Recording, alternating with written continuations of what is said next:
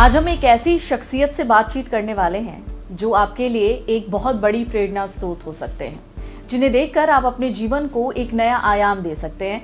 मैं स्वागत करना चाहूंगी आज के हमारे बहुत खास मेहमान सुनील गलगोटिया सर का, जो कि चेयरमैन हैं, फाउंडर हैं गलगोटियाज यूनिवर्सिटी के। सर, आपका बहुत बहुत स्वागत है। पहले तो बातचीत में सर सबसे पहले जानना चाहूंगी कैसे हैं आप? बिल्कुल ठीक हूँ। एक सवाल जो मुझे लगता है सबको जानना चाहिए, खास तौर से युवा पीढ़ी को। सवाल ये है कि इतनी बड़ी यूनिवर्सिटी जिसमें हजारों स्टूडेंट्स पढ़ रहे हैं, अपने सपने को एक नया मुकाम दे रहे हैं, आगे बढ़ने की हर वो कला सीख रहे हैं, एजुकेशन विद इनोवेशन, ये गलगोटियाज यूनिवर्सिटी को स्टैब्लिश कैसे किया आपने? क्या सोचा था इसको शुरू करने से पहले? देखिए, जब हमने शुरू किया था 2000 में तो एक इंजीनियरिंग कॉलेज से शुरू किया था, जो कि एक सेपरेट कैंपस है। और उस वक्त जो सिचुएशन थी उसमें डिमांड सप्लाई बहुत गैप था।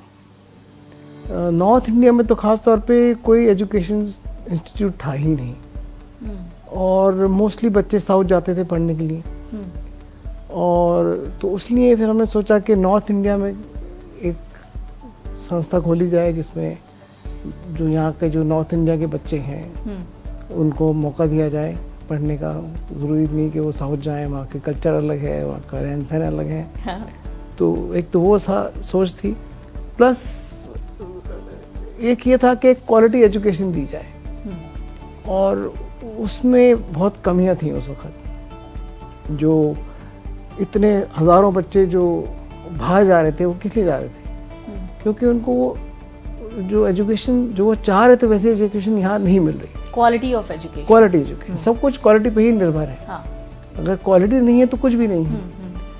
तो और जो क्वालिटी एजुकेशन जितने आसानी से हम कह देते हैं उतना ही मुश्किल इसको हासिल करना है। तो उसका प्रयास तो पहले भी था, अब भी है, और निरंतर चलता रहेगा। तो ये एक जर्नी है जिसकी डेस्टिनेशन नहीं है, ये जर्नी है।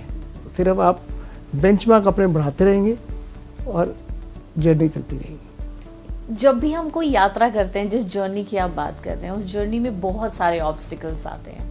आपकी भी लाइफ में ऐसी कोई ऑब्स्टिकल आया? देखिए, कुछ भी बिना ऑब्स्टिकल्स आए हासिल नहीं होता है, और ऑब्स्टिकल्स ही आपको दृढ़ कर बनाते हैं। और संघर्ष से जब कोई चीज़ हासिल होती है तो उसका कोई मुकाबला नहीं होता है।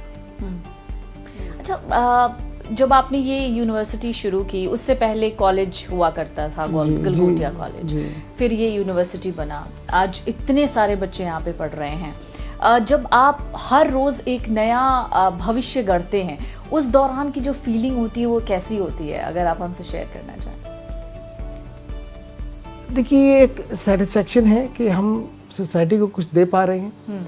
और जो एजुकेशन है ये भारत की नींव की तरह है, क्योंकि सब कुछ यहीं से शुरू होगा। जो हमारी जो युवा पीढ़ी है वो अगर एजुकेटेड होगी तो भारत की दिशा बदल देगी। और तो ये लगता है कि अगर हम इसमें कुछ योगदान दे पाएं तो ये एक बहुत बड़ी सेटिस्फेक्शन होती है। ये सपना आपका कितना पूरा हुआ है? जब आपने इस यूनिवर्सिटी को बनाने का सपना देखा, फिर सोचा यहाँ बच्चे पढ़ेंगे, उनको एजुकेशन तो मिलेगी लेकिन क्वालिटी ऑफ एजुकेशन मिलेगी, नई नई चीज़ें सीखेंगे, इनोवेटिव बनेंगे, वो जो ड्रीम था, जैसे मान लेते हैं आपने 100% वाला ड्रीम देखा, उसमें कितना % आपका ड्रीम जो है अभी तक फुलफिल हुआ है? देखिए, ये जैसे मैंने आपको कहा अभी, इसमें कोई डेस्टिनेशन नहीं है। ये जर्नी ही जर्नी है, ये जर्नी ऑफ एक्सीलेंस है। इसमें आपका स्तर ऊपर ऊपर जाता रहेगा, और विश्व स्तरीय एक एजुकेशन इंस्टीट्यूशन बनाने के लिए कई डिकेड्स में नहीं, कई 100, 200, 300 वर्ष लगते हैं। तो जो इसका मेन जो जिसे कहते हैं कि जो जर्नी है, जैसे मैंने पहले कहा, उसी में आप चलेंगे, और उसी को एक जो आपका एक लेवल ऑफ एजुकेशन, जैसे आप उसको एकेडमिक उसकी क्वालिटी जब बेहतर कर पाएंगे, वही एक सेटिस्फैक्शन लेवल है, और जैसे जैसे हम नए नए मकाम हासिल करते जा रहे हैं उसी तरह से हमारी सेटिस्फैक्शन लेवल बढ़ता जा रहा है। बट ये इसकी कोई सीमा नहीं है, सेटिस्फैक्शन की भी और एक्सीलेंस की भी कोई सीमा नहीं है। जिस दिन आप सेटिस्फाइड हो जाएंगे उस दिन आपका सफ़र रुक जाएगा। मतलब हर रोज आप एक नया सपना देख रहे हैं, हर रोज उसको पूरा करने की कोशिश कर रहे हैं, और हर रोज जो स्टूडेंट्स हैं वो सर के सपनों के साथ मिलकर अपना सपना बना रहे हैं और एक नया आयाम जो है वो देखने की कोशिश कर रहे हैं। सर, एक और बहुत इम्पोर्टेंट सवाल, आप कई दशकों से अलग अलग चीज़ें देख रहे होंगे जो बदल रही होंगी एजुकेशन सेक्टर में ख़ास तौर से। अभी तक का जो सबसे बड़ा चेंज है आपने एजुकेशन सेक्टर में वो क्या देखा है? देखिए, एजुकेशन में जो सबसे बड़ा चेंज है वो हमारे प्रधानमंत्री जी का न्यू NEP पॉलिसी लाने का है। उससे एक 360 डिग्री चेंज हो गया है। वो भारत को विश्व गुरु बनाने के लिए एक सबसे बड़ा और ठोस कदम रखा गया है। और इससे NEP आने से जो विदेशों में जो एक एकेडमिक प्रोसेस होते थे, अब हमारे देश में उस वर्ल्ड स्टैंडर्ड के प्रोसेस लागू हो गए हैं। इसमें इंटरडिसिप्लिनरी है, इसमें एग्जिट और इसमें क्रेडिट बैंक है, इसमें स्किलिंग है, you name it, it is there in this. So ये एक बहुत बड़ा और बड़ा महत्वपूर्ण कदम प्रधानमंत्री जी की तरफ से एक हमें पॉलिसी चेंज में आया है, और इससे कंप्लीट इस देश को जो एडवांटेज मिलेगा वो पूरा एक set the foundation of the entire country in the right direction in terms of education, skillability, opportunities for the children across the board. आपने नई नई इनोवेशंस की बात जो की, और जिसमें प्रधानमंत्री मोदी के बहुत सारे विजन्स हैं एजुकेशन पॉलिसी को नया करना और सारी चीज़ों को लेके, इसमें एक AI भी है जो बहुत इंपॉर्टेंट रोल प्ले करता है, जिसमें आप भी लगातार काम कर रहे हैं, गलगोटिया यूनिवर्सिटी लगातार काम कर रही है। इसके बारे में सर अगर आप कुछ बताना चाहेंगे। देखिए, AI तो इस जिंदगी के हर एक पहलू में अब आ गया है। इसकी अच्छाइयाँ भी हैं और इसमें खराबियाँ भी हैं। हाँ जी। तो हम जो इसकी अच्छाइयाँ हैं वो लेके चल रहे हैं, और ये एक जीवन की वास्तविकता है अब। और ये जो पॉजिटिव साइड हैं वो हम अपने एजुकेशन प्रोसेस में ला रहे हैं। और पूरा हमने एक बिल्डिंग, जो नई बिल्डिंग हमारी तैयार हुई है वो एक आर्टिफिशियल इंटेलिजेंस ब्लॉक ही है। उसमें जो लेटेस्ट AI की लैब्स हैं, लेटेस्ट प्रोसेसेस हैं AI के, वो सारे हैं। उसमें इंडस्ट्री की भी जो AI बेस्ड इंडस्ट्रीज़ हैं उनके साथ हमने पार्टनरशिप्स करी हैं, उनकी सारी लैब्स हैं इसके अंदर। तो AI का एक बड़ा अहम रोल है अब एजुकेशन में, और लगता है आने वाले दिन में बढ़ेगा इसका रोल। अब बात आजकल हम एजुकेशन के साथ वैल्यूज़ की भी करते हैं। आपको क्या लगता है कि एजुकेशन और ऊपर से जिन वैल्यूज़ की हम बात करते हैं वो आपस में कितने ज़्यादा सिमिलर हो जाते हैं जाकर, और दूसरी चीज़ की क्या इन वैल्यूज़ से हम एजुकेशन सिस्टम को बदल सकते हैं? देखिए, वैल्यूज़ और एजुकेशन अलग अलग नहीं है। Value is part of education. अगर आप में वैल्यू नहीं है, संस्कार नहीं है, तो सब व्यर्थ है। तो ये दोनों साथ साथ चलते हैं। बिना वैल्यूज के एजुकेशन निराधार है। और अगर आपको एक कंप्लीट, हम यहाँ सिर्फ किसी को इंजीनियर या किसी को डॉक्टर या किसी को लॉयर नहीं बना रहे हैं। हम यहाँ हर एक बच्चे को एक कंप्लीट ह्यूमन बीइंग बना रहे हैं, एक अच्छा इंसान बना रहे हैं। पहले अच्छा इंसान बने, उसके बाद एक अच्छा डॉक्टर या इंजीनियर बने। तो उसके लिए value system is absolutely integrated into your personality, into your teaching. अब जो हमारे जो वेद हैं वो सब भूले बैठे हैं, उसका भी मिश्रण हमें एजुकेशन में लाना है। जो हमारी एक विद्या है जो हज़ारों साल पुरानी जो है, उसको हम चाह रहे हैं कि उसको एजुकेशन प्रोसेस में लाएं, किस तरह से बच्चों को पता लगना चाहिए। वो वैल्यू सिस्टम वो है। तो वो भी एक पार्ट ऑफ एजुकेशन है। बच्चों में संस्कार डालने, बच्चों में एथिक्स लाना, वो सबसे बड़ी एजुकेशन है। वो एजुकेशन से अलग नहीं है। अच्छा सर, जब मैं एंटर हो रही थी आपके कैंपस में मुझे उसी वक्त एक आवाज सुनाई दे रही थी गायत्री मंत्र की जी।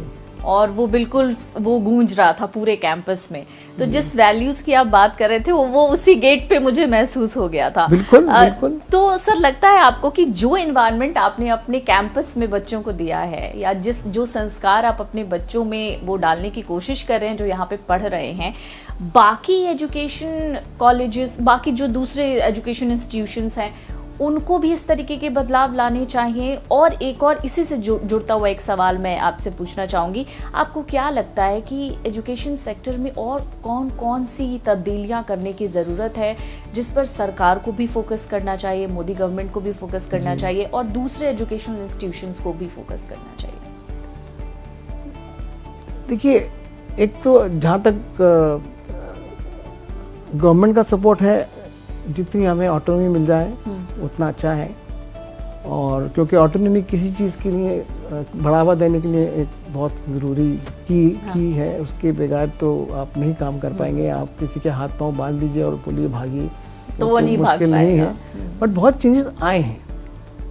जो मोदी जी की सरकार है उन्होंने बहुत कदम ऐसे उठाए हैं जिससे एजुकेशन में बहुत ऑटोनॉमी मिली है और बाहर की यूनिवर्सिटीज़ को भी आसान कर दिया है यहाँ पे आना।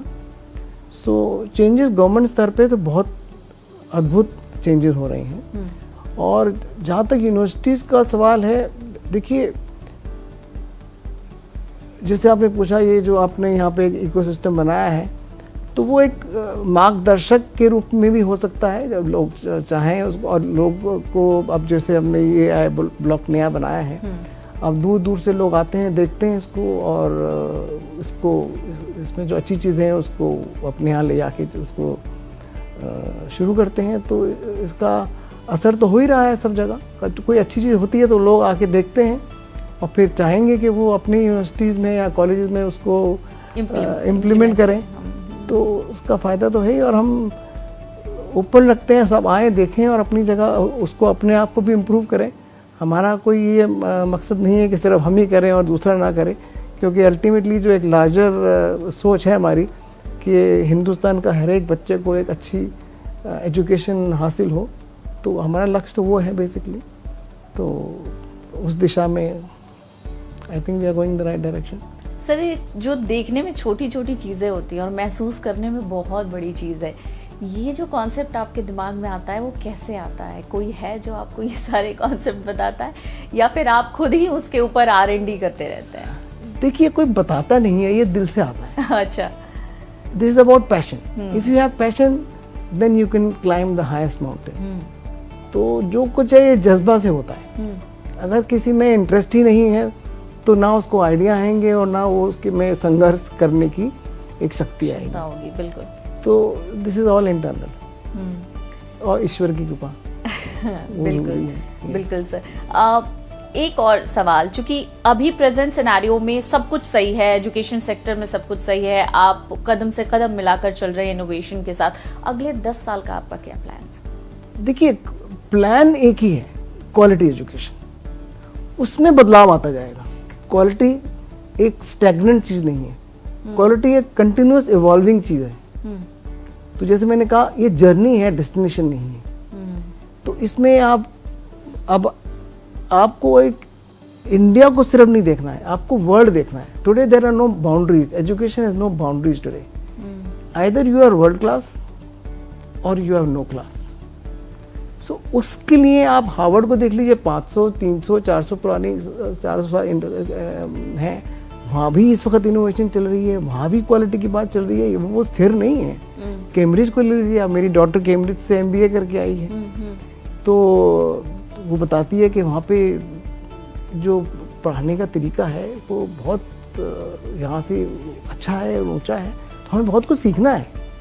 तो it's a continuous learning, continuous evolving and continuous quality improvement. Vision वही है बट रास्ता जो है वो कंटिन्यूस है।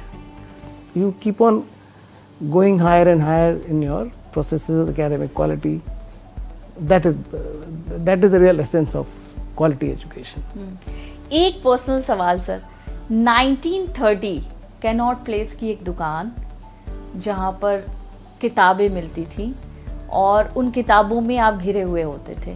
जी। आज का जो एजुकेशन सेक्टर है उसमें जो बच्चे हैं जो पढ़ रहे हैं, किताब से ज़्यादा वो फ़ोन पे पढ़ते हैं। आपके कॉलेज में भी, आपकी यूनिवर्सिटी में भी सर, सब कुछ हाईटेक हो रहा है, इनोवेटिव हो रहा है। किताब पकड़ने की जो आदत है वो थोड़ी कम होती जा रही है। आपको ये आपको खुद महसूस होता है? बिल्कुल होता है। मैं तो उस टाइम, मेरे को तो किताब पढ़ने का बहुत शौक था। हाँ।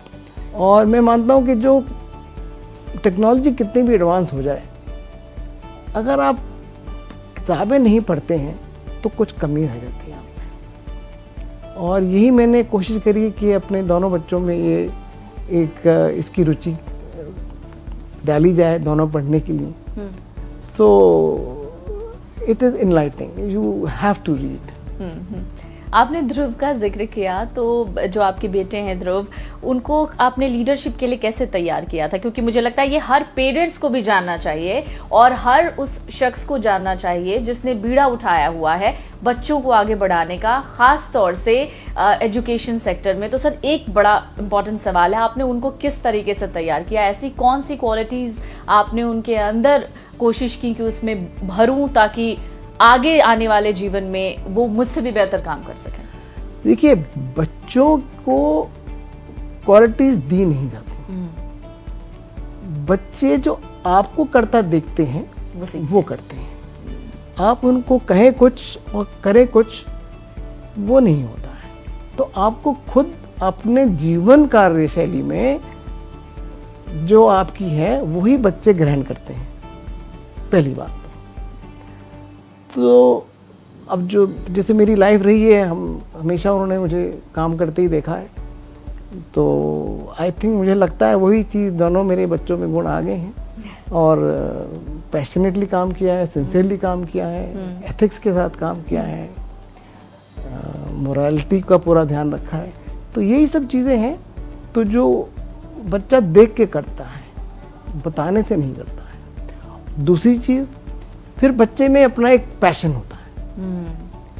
एक होता है एथिक्स, संस्कार, ठीक है, वो तो जो उसने माँ बाप में देखे, एक इनबिल्ट फीचर होता है, बच्चा ग्रहण कर लेता है। इन्वायरमेंट, फैमिली इन्वायरमेंट जो है, देखिए हमारे देश की सबसे बेहतरीन चीज़ ये है कि हमारा जो एक फैमिली सिस्टम है बड़ा रोबस्ट है, अनलाइक वेस्टर्न कंट्रीज जहाँ पे एक गैप है बिटवीन पेरेंट्स और रिलेशनशिप, वहाँ पे थोड़ी कोल्ड रिलेशनशिप्स हैं। exactly. तो उसी की वजह से आप देखिए जो मेंटल इश्यूज आते हैं बच्चों में, वो इसी कारण आते हैं। तो हमारा एक तो फैमिली सिस्टम बड़ा रोबस्ट था। और Dhruv and Aradhana both were involve, they saw through the whole journey. अब जब ध्रुव 12 साल का था, 10 साल का था, हमारी वो जब हमारी एक नोएडा में बुक शॉप होती थी, एंड उसके बाद फिर वो शॉप पे आ जाता था, तो कोई सिखाया नहीं गया बिजनेस करना।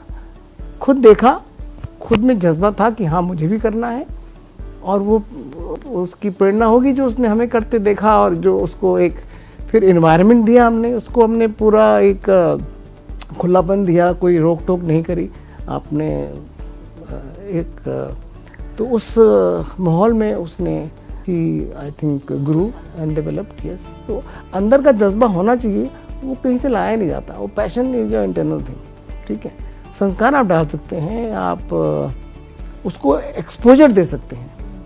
तो he saw everything coming in front of him and he imbibed all that. मैं कोई आज तक कोई ये नहीं बताया कि ये बिजनेस में ये चीज़ कर लो, ये चीज़ नहीं करो।